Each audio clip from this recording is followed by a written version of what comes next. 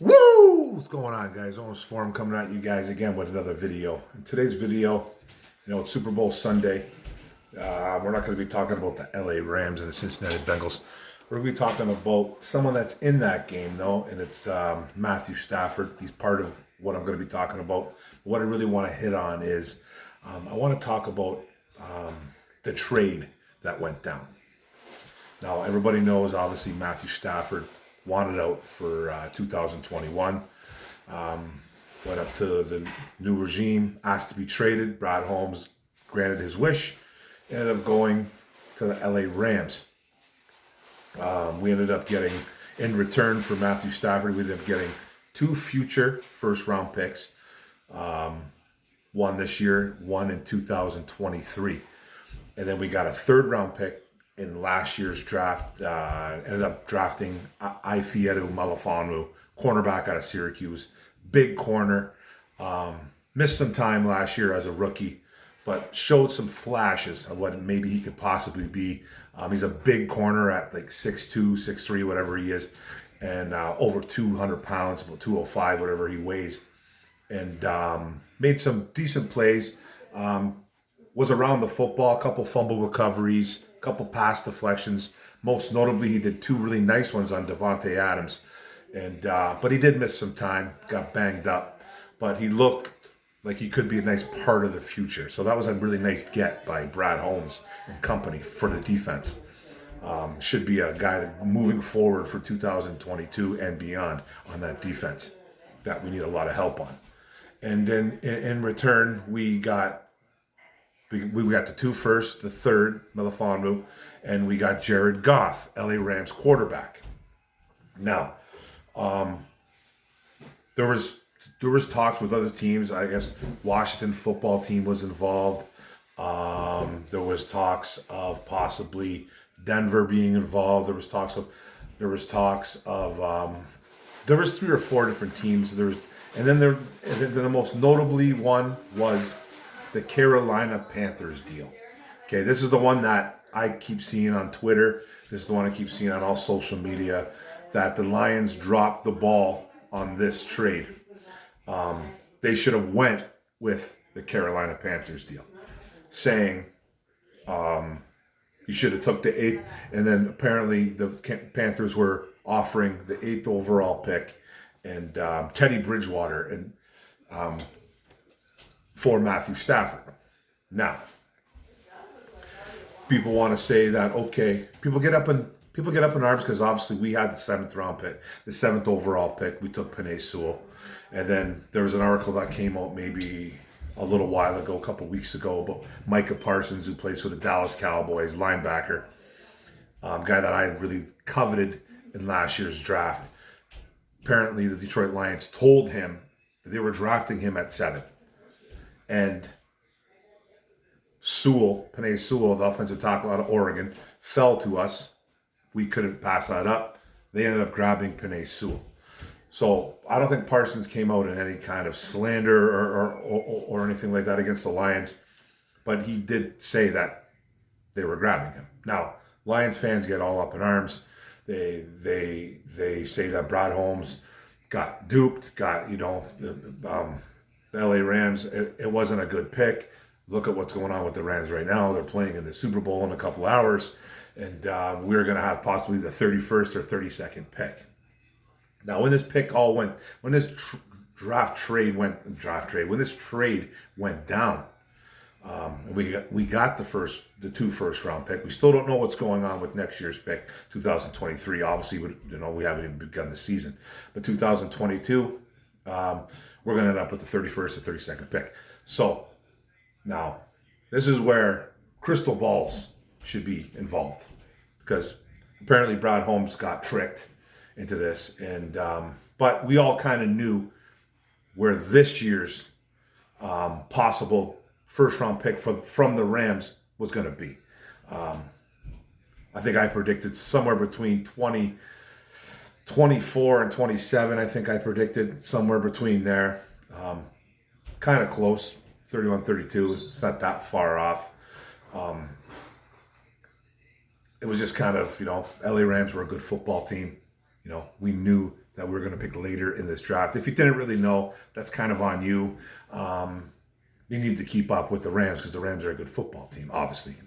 They're about to play in the Super Bowl. But we're going to end up having a late pick. We have the second overall pick this year from us from having a terrible season, winning 3 games. The Rams, we're going to have that pick. And then we're going to have another second round pick. Obviously, just having that second round pick. We're going to have 3 picks in the top 34, 35 picks. 3. If you can't do anything with that pick, you have to be patient.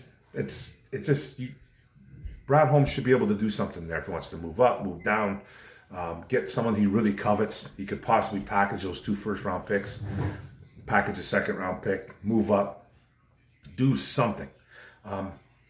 My whole real point is why complain about it? Like, why complain about it now? The trade's not even done.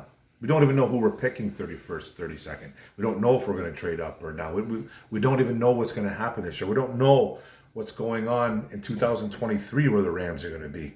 Are they going to have some of their guys there? I'm sure Stafford's still going to be there. Aaron Donald's there forever. Jalen Ramsey's there forever. So they have I'm pretty sure they have new deals. So they're going nowhere. But who knows where the Rams are going to be? This trade hasn't even gotten cold yet. It's still warm. The players are not even in the building. So I don't even understand even getting upset about it. Like, what if we drafted Penei Sewell at 7, which we did. We drafted Penei Sewell out of Oregon at 7. Now we get the 8th pick from the Carolina Panthers. Now everyone's saying we would have 100% took Micah Parsons. Don't say that because just because a player came out and said that an organization told him that they were going to draft him doesn't really necessarily make it so. That's a beautiful haul. If we would have ended up doing that, getting a Sewell and a Micah Parsons, you get 2 studs on both sides of the football. But what if we would have drafted J.C. Horn? What would Lions fans do then?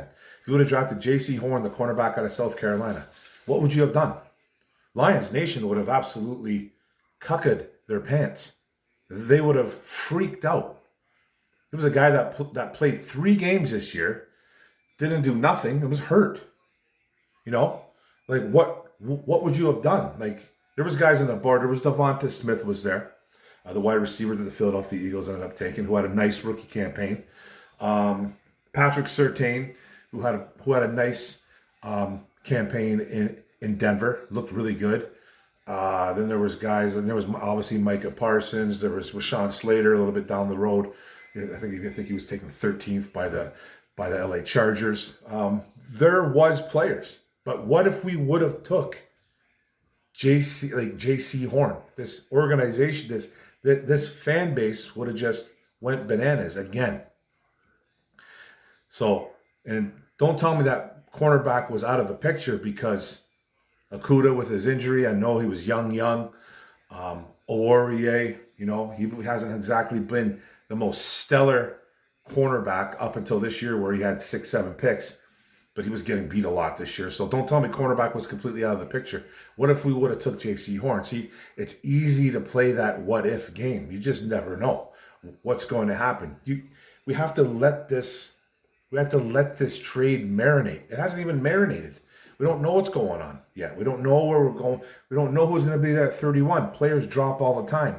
You see first-round players dropping into the second round every single year in April when the draft comes around.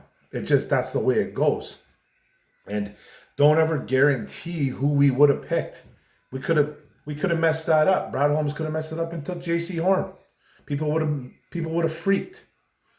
But it's all hearsay.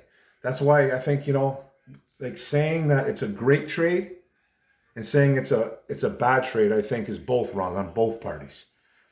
It's to be continued. That's it. It's that simple. To be continued. It hasn't even been done. It's not over with. We still got 2 future players coming to us from the LA Rams. We could be packaging those picks to go get another stud. Who knows? But as of right now, it's two players. Two players coming. Drafted Ifieto Malafanu, a pretty solid, who looked like he was going to make out to be a pretty solid corner. You know, it's too small of a sample, too small of a window to actually really gauge him. But he made some nice plays as a rookie. So we kind of hit. I think we kind of hit on that trade. We just need him to stay healthy. We need him to contribute, develop. We need him to be a part of this defense. He's a third-round pick.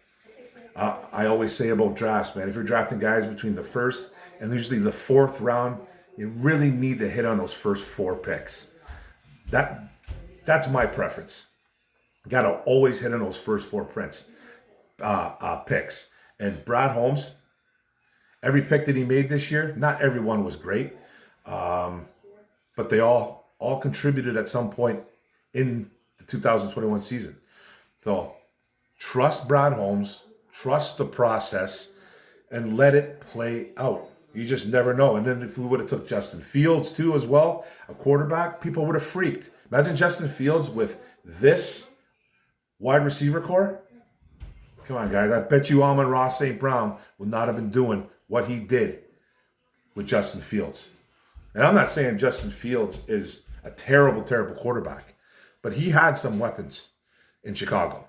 And he did not look like he was even close to being ready. Made a couple nice runs, did some things, you know. He has a big arm. He has all the intangibles that you love.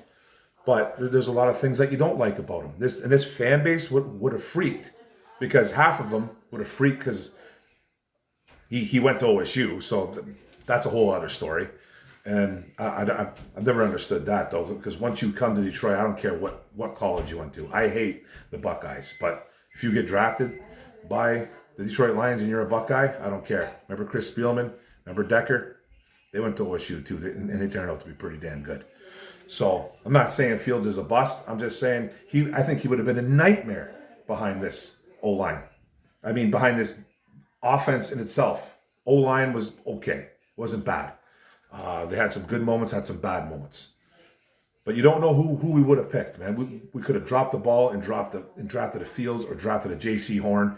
You just don't know. I just think you guys we need to let this trade marinate. Let it marinate. Players aren't even in the building yet, guys. That's it. Let it marinate. Trust the process. That's it, guys. Thanks for the video. Thanks for paying attention. Don't forget the bottom right and subscribe button. Don't forget to hit the notification bell, get all my videos, and don't forget to like and comment. Go Lions.